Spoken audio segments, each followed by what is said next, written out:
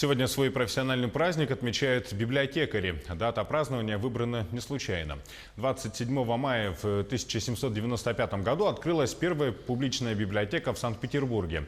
Сегодня по всей стране открыто более 150 тысяч библиотек, только в Якутии их более 500.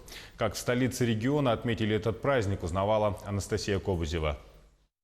Аплодисменты, цветы и подарки. По всей стране сегодня чествуют проводников в книжном мире. В Национальной библиотеке наградили лучших хранителей знаний республики. Среди них и Матрена Игнатьева, главный библиотекарь Чекырской сельской модельной библиотеки. Почти четверть века она отдала любимой профессии. Я с детства читала книгу, да, и когда меня пригласили работать в библиотеку, я еще подумала, что там все пожилые работают, и хотела отказаться. Потом вникла в себе эту работу и не заметила, что так прошло время, так быстро. Также в День библиотекаря впервые в республике прошла акция «Сила книги». Политики на разных площадках вслух читали детям отрывки из своих любимых произведений. К акции присоединился и глава республики Айсен Николаев. Он выбрал самое известное произведение французского писателя Антуана де Сент-Экзюпери «Маленький принц». Я показал мое творение взрослым и спросил, не страшно ли им. Разве шляпа страшная, возразили мне. А это была совсем не шляпа. Это был удав, который проглотил слона. Сразу после прочтения повести школьники завалили вопросами Айсена Николаева. Их интересовало буквально все, что сейчас читает, смотрит ли «Игру престолов», высыпается ли и, конечно же, какое самое любимое произведение у главы республики. Это «Мастер и Маргарита» Булгакова.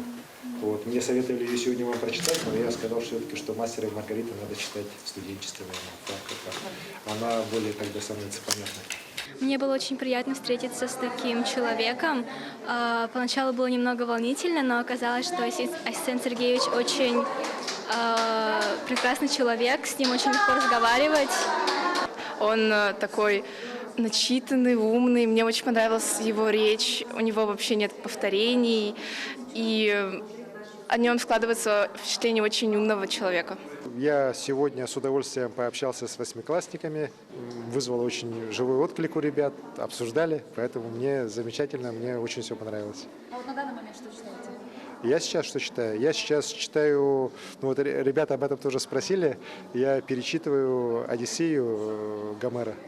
Организаторы акции «Национальная библиотека Якутии» надеются, что это мероприятие станет ежегодным. Более того, акция «Сила книги» пройдет по всей России. Сегодня Якутия передала эстафетную палочку Сахалинской области. А это значит, что лучшие произведения мировых классиков прозвучат по всей стране. Анастасия Кобызева, Георгий Григорьев, Григорий Николаев, Якутск.